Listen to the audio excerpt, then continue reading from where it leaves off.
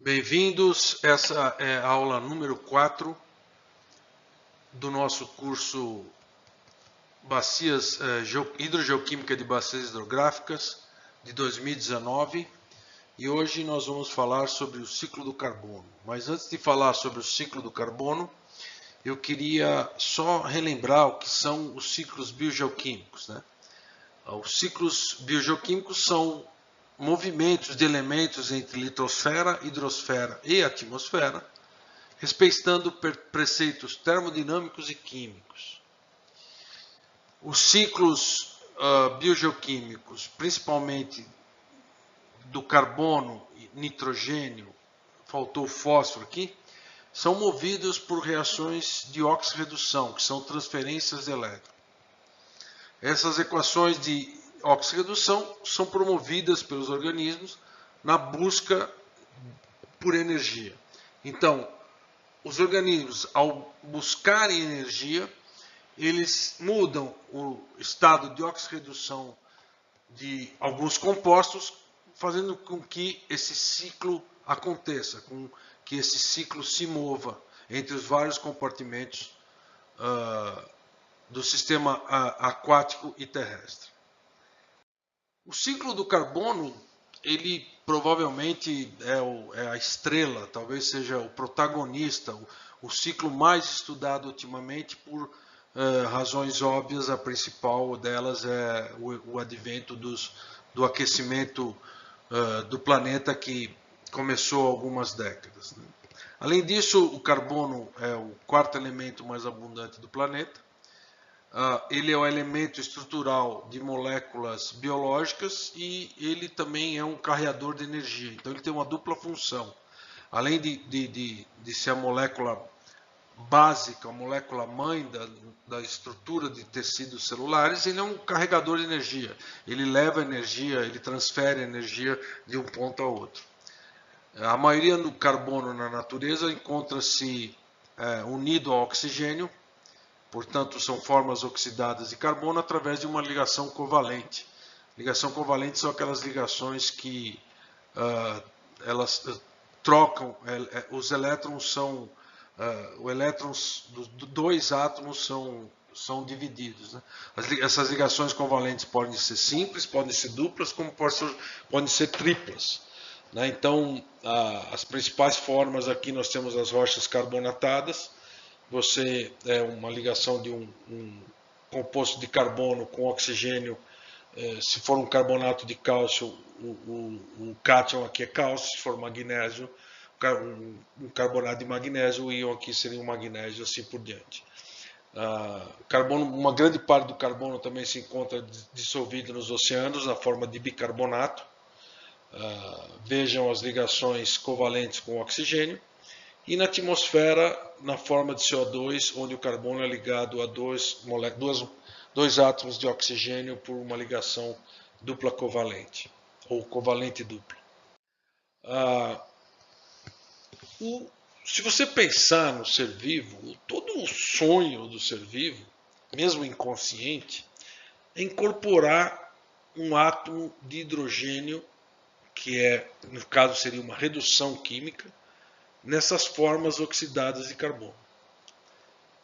Pois carbono ligado diretamente a um átomo de hidrogênio e por via de uma ligação covalente forma uma molécula orgânica. E uma molécula orgânica, como eu já disse, ela serve para construção de tecidos, para construção de tecidos ou para uma fornecedora de energia através da oxidação, que é a adição de oxigênio nessas moléculas. Um exemplo de molécula orgânica que, no primeiro momento, a gente não pensa que é uma molécula orgânica, é o metano, CH4. O metano tem um átomo de carbono, 4 de hidrogênio ligados por uma ligação covalente simples, portanto eles fazem eles são denominados uma molécula orgânica. E o metano, sim, quando ele é oxidado, ele pode produzir energia. O processo que transforma uma molécula inorgânica em orgânica denomina-se fixação do carbono. Por que fixou o carbono? Porque imagina um pote de açúcar na sua casa. Nesse açúcar, o carbono está fixado, em contraposição a uma forma volátil, como o CO2. Então, a fixação do carbono significa colocar ou levar a formação de uma molécula orgânica estável, como é a glicose que está no açúcar lá da sua prateleira. Então, fixar o carbono significa literalmente não torná-lo volátil, torná-lo fixo a alguma estrutura orgânica. Existem dois tipos do ciclo do carbono. Um é o ciclo biológico do carbono, outro é o ciclo geológico. Primeiro nós vamos ver o ciclo biológico do carbono. As duas equações básicas que governam o ciclo biológico do carbono são fotossíntese e respiração. A fotossíntese, qual que é a alma da fotossíntese? A alma da fotossíntese é você pegar a energia solar e aproveitar essa energia vindo do Sol para transferir uma molécula de hidrogênio para uma molécula do CO2, ou seja, reduzir a molécula do CO2 a um carboidrato. Então, é transformar a energia radioativa do Sol numa energia química. E essa transferência é feita dentro de uma planta, mais especificamente no cloroplasto. Então, o cloroplasto é onde essa energia radioativa é captada e transformada em energia química. Como é que ela é captada? Ela é captada colocando o hidrogênio, reduzindo a molécula de CO2, colocando o hidrogênio aqui no meio. Posteriormente, esse carboidrato que foi construído aqui vai ser oxidado. Ele vai liberar essa energia, retirando essa molécula de hidrogênio, formando água, e o resultado vai ser CO2 mais energia. Então, a fotossíntese e a respiração são os dois processos que regulam o ciclo biológico do carbono. Se você pensar, se você olhar essa reação de outra forma, a gente pode pensar assim, que uma molécula de CO2, ela foi reduzida, ou seja, foi colocado hidrogênio nessa molécula de CO2, que era só carbono e oxigênio. Além da glicose, pode ser formado ATP, que é adenosina trifosfato, que é um carreador de energia, ou um elemento estrutural, como uma celulose.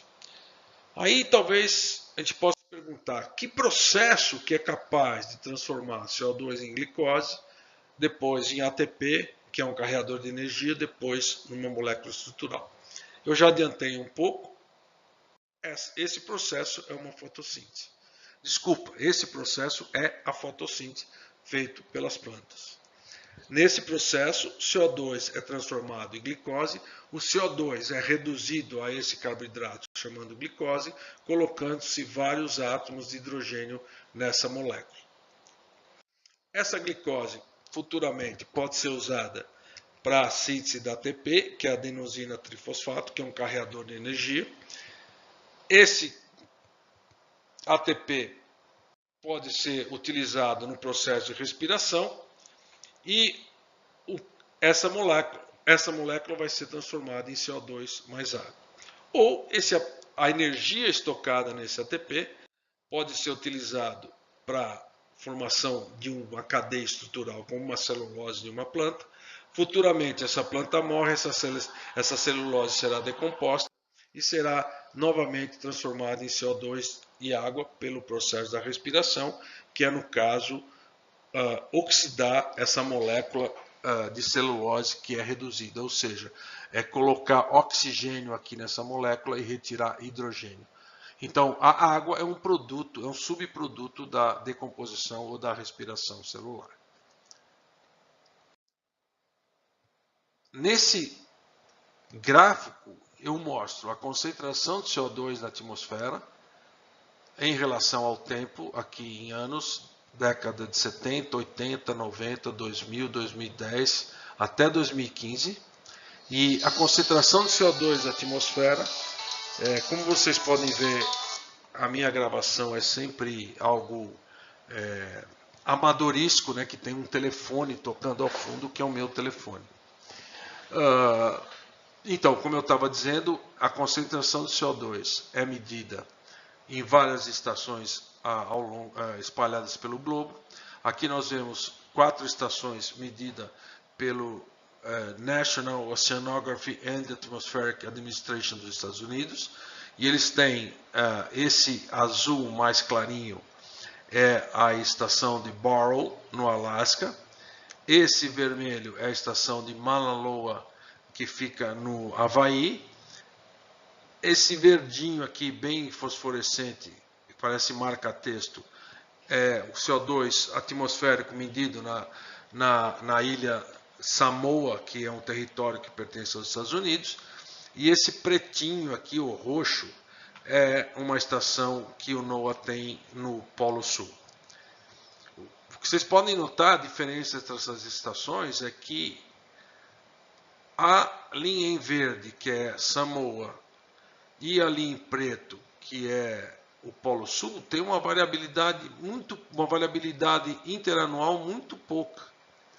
Quase não há variabilidade. A variabilidade é bem baixa. Quando você examina a concentração do CO2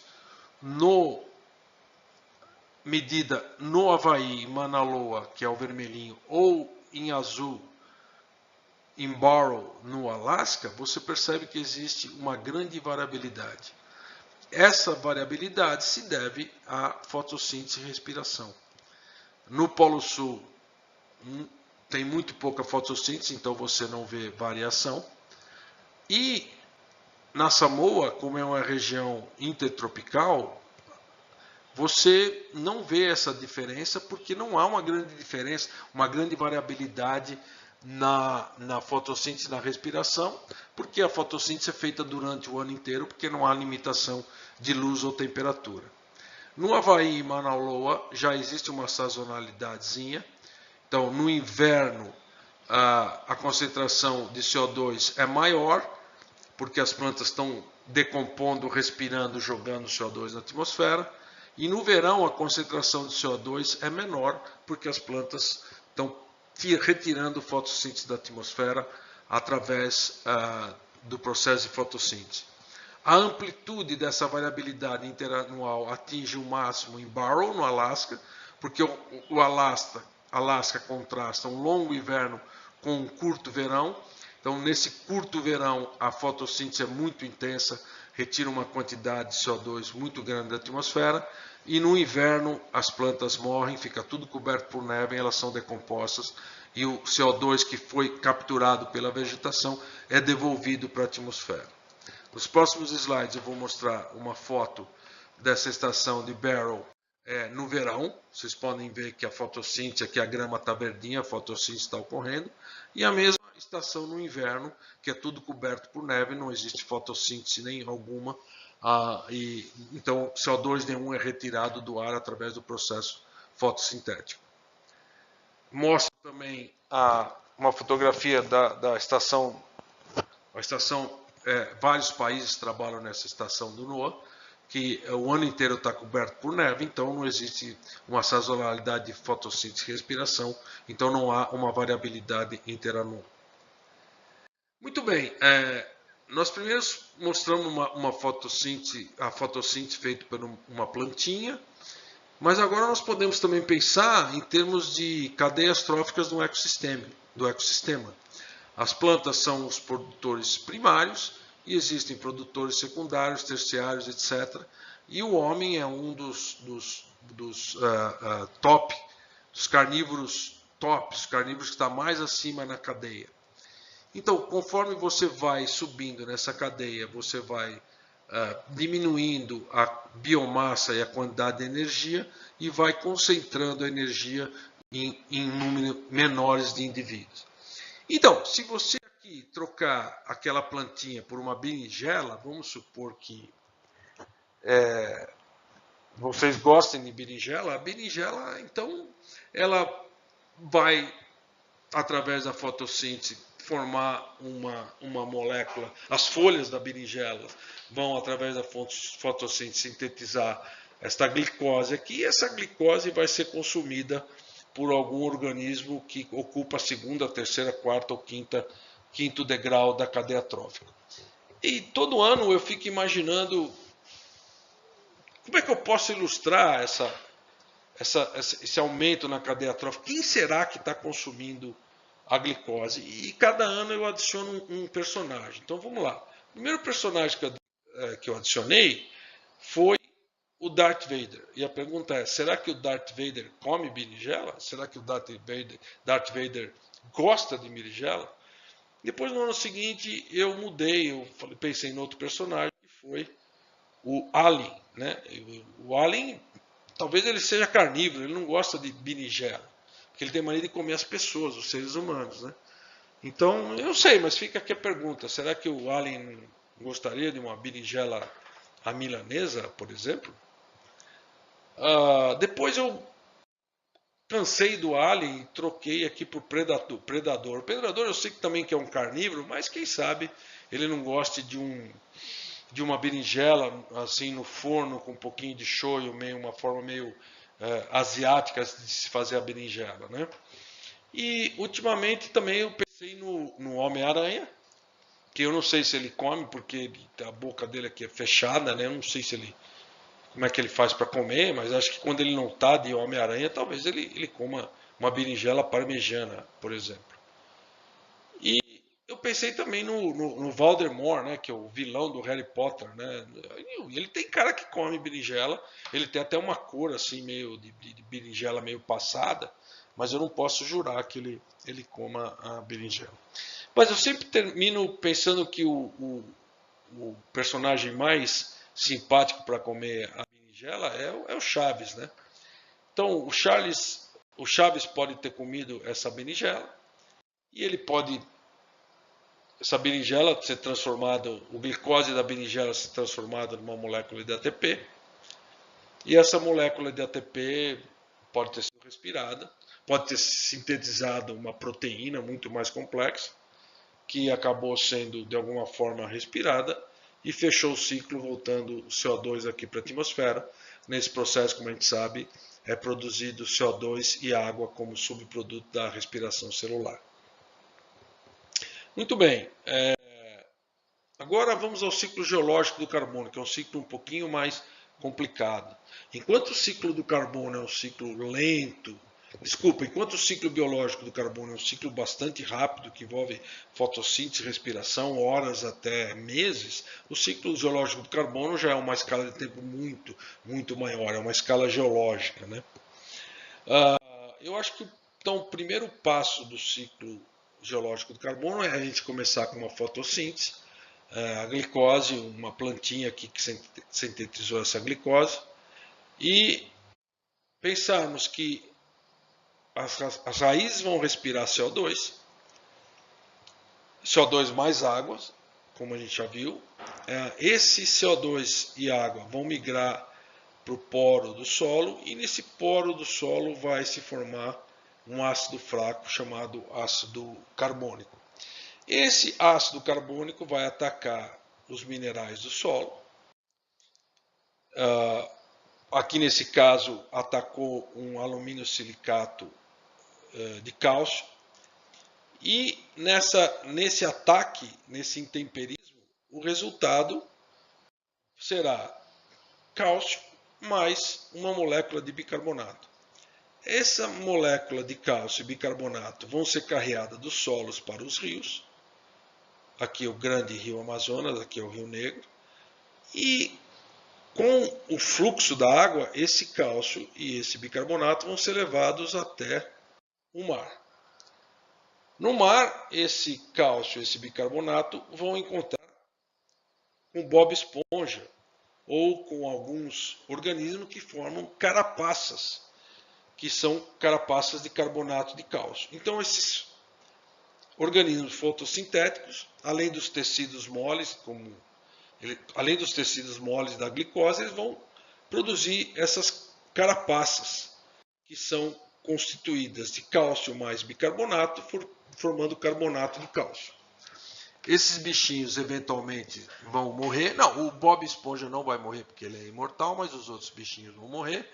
A parte mole vai ser respirado, produzindo CO2 e água, mas a carapacinha vão ao fundo do oceano, vão assentar no fundo do oceano e por por um movimento tectônico chamado de subsidiência, quando as placas tectônicas, o fundo do oceano escorrega para baixo dos continentes, nós vamos ver isso acima, esse processo se chama subsidiência, esse carbonato de cálcio vai ser levado ao fundo da Terra. Esse carbonato de cálcio no fundo da Terra, sob alta pressão e alta temperatura, vai se mostrar, vai de novo se combinar com essa molécula com silicato.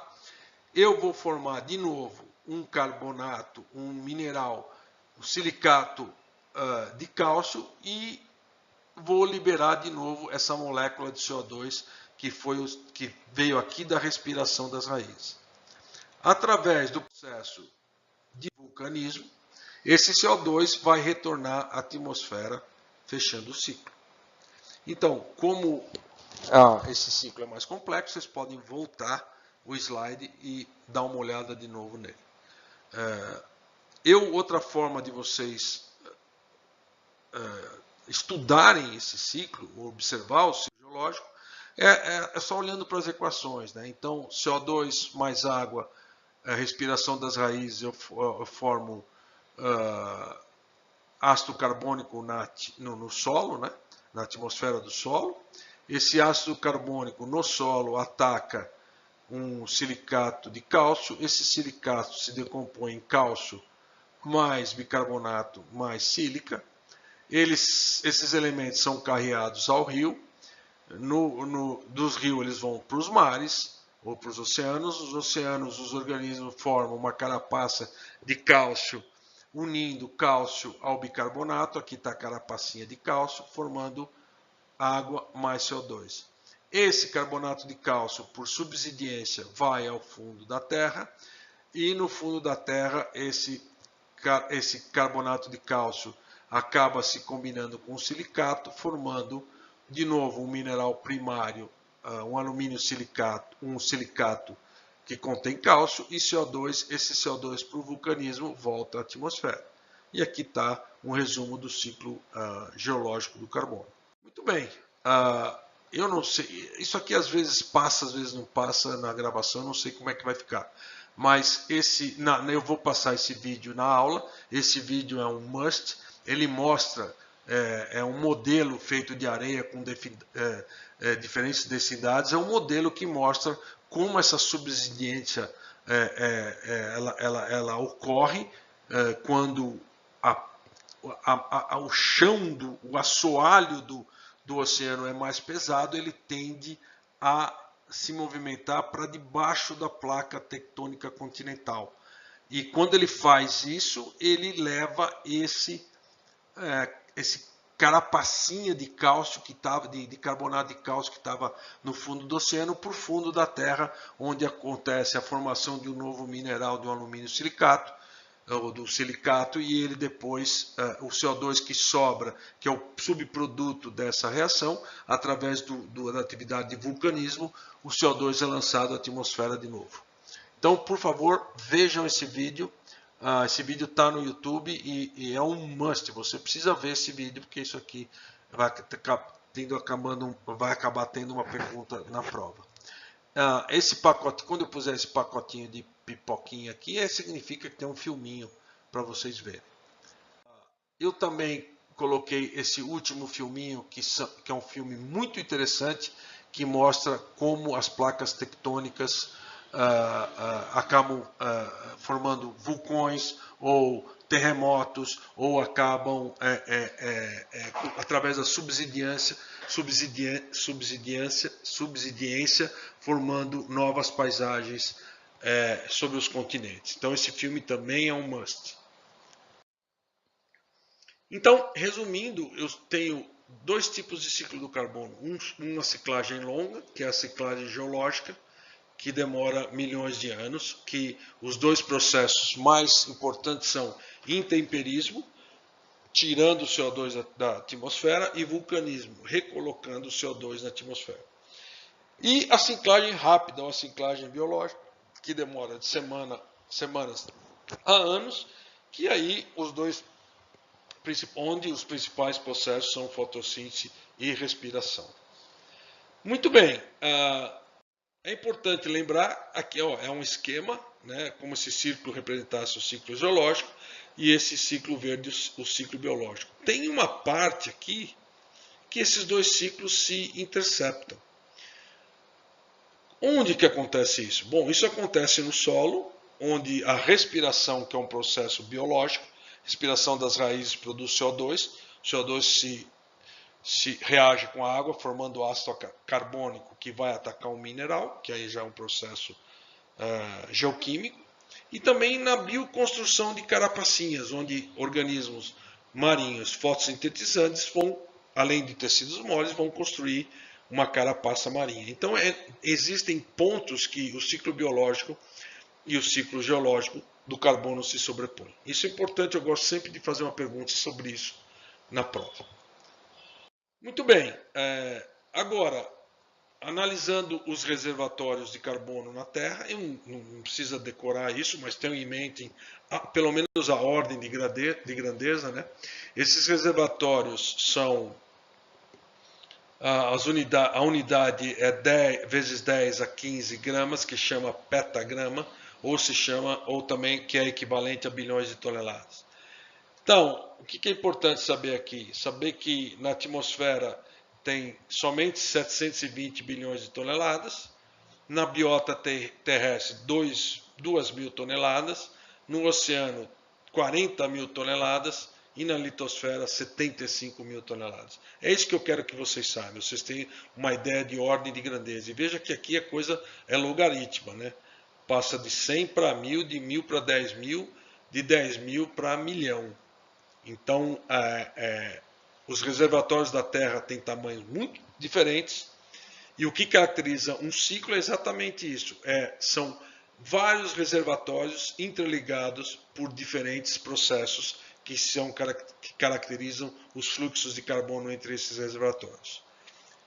Então, aqui eu tenho um outro filme que mostra o reservatório que nós chamamos de atmosfera, a concentração de carbono, lógico, é uma modelagem, concentração de CO2 e CO na atmosfera.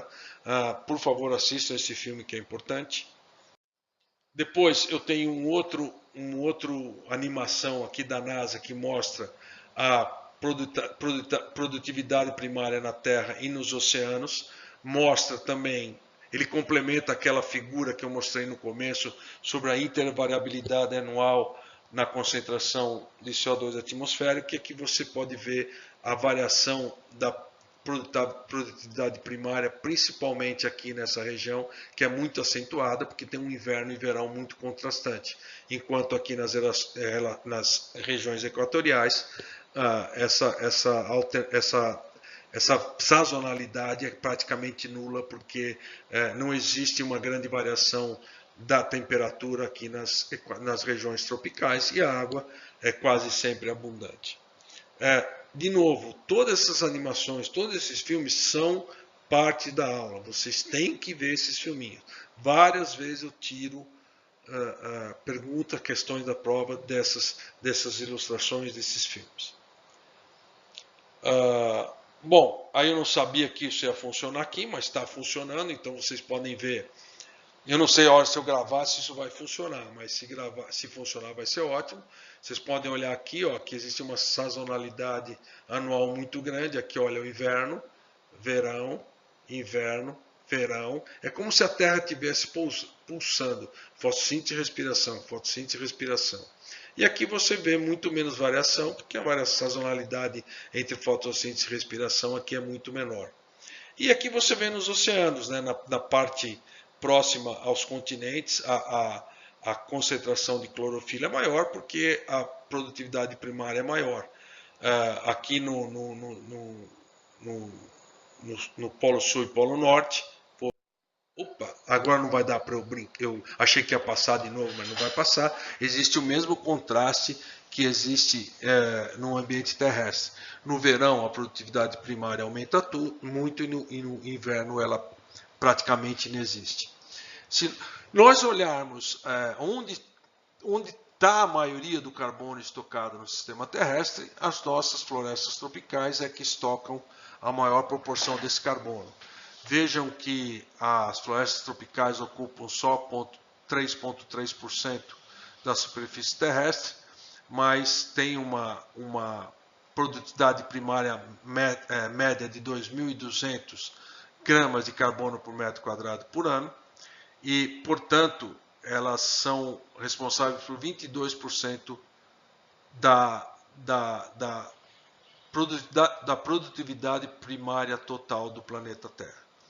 Como o Brasil tem uma das maiores extensões de florestas tropicais, o Brasil tem uma herança ecológica muito grande e deve preservar por essa herança, como nós vamos ver nas próximas aulas.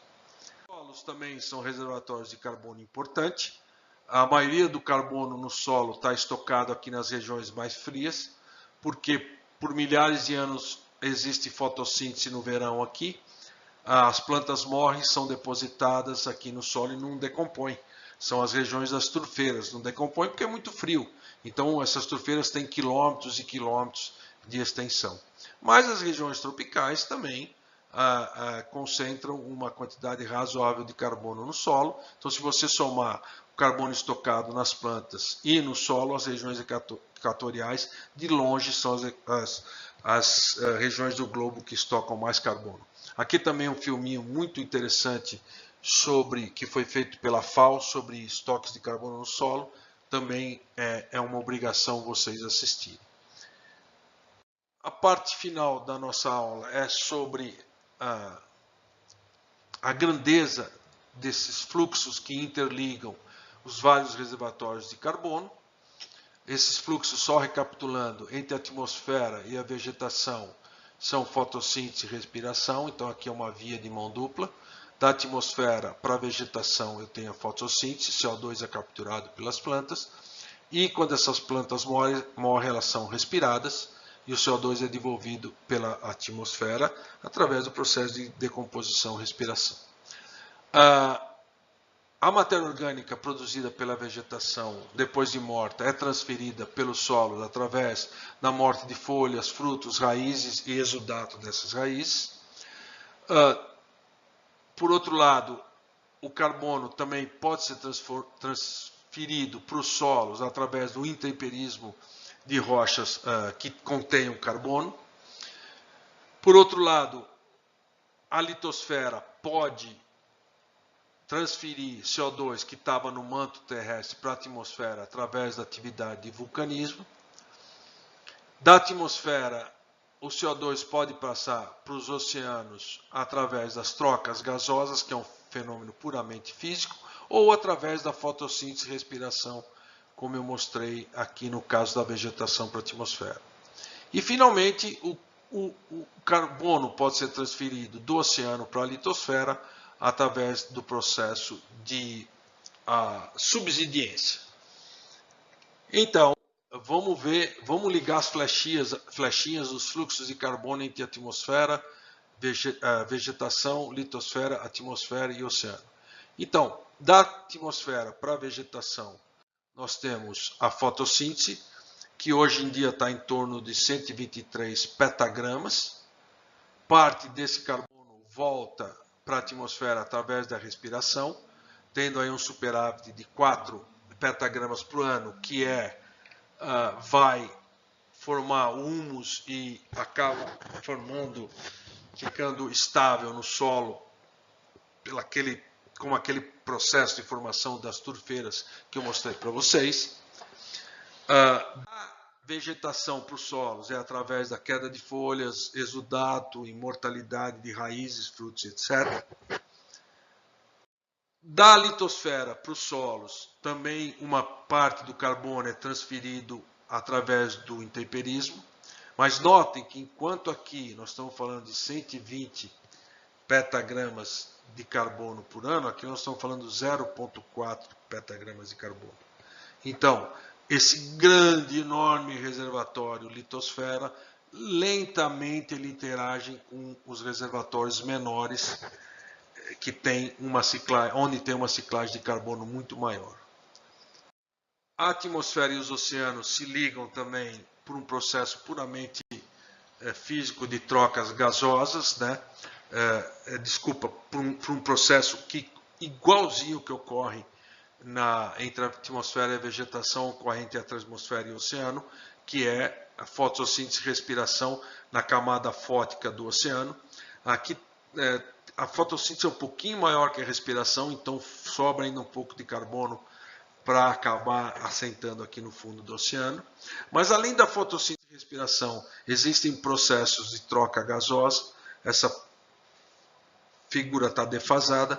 Hoje sabe-se que entra no oceano por trocas gasosas cerca de 93 petagramas de carbono e saem 90 petagramas de carbono simplesmente por trocas gasosas num processo chamado, que foi delineado pela lei de Fick. É simplesmente uma troca física de gases entre a atmosfera e a superfície do oceano. É um gradiente de maior, que simplesmente o CO2 se move do gradiente de maior para menor concentração. Finalmente, existem a troca ou o transporte de carbono do fundo dos oceanos para a litosfera através dos movimentos de subducção. E, de novo, vejam, enquanto as trocas gasosas aqui são de 90 petagramas, fotossíntese e respiração no oceano 50 petagramas, do oceano somente 0,2 carbono. Então, do oceano para a litosfera somente 0,2 petagramas de carbono. Então, isso que é interessante notar no ciclo do carbono. Tem reservatórios pequenos que o carbono gira muito rápido e reservatórios enormes que o carbono gira bem lentamente. Terminando a aula, eu deixo aqui para vocês uma figura muito bonitinha com todos esses números do ciclo do carbono, para vocês apreciarem e dar uma olhada com calma nesse ciclo, que é um dos ciclos bioquímicos mais importantes da Terra. Eu espero que vocês tenham gostado dessa aula e mais à noite, agora daqui a pouquinho eu encontro vocês na aula. Um abração e até a próxima.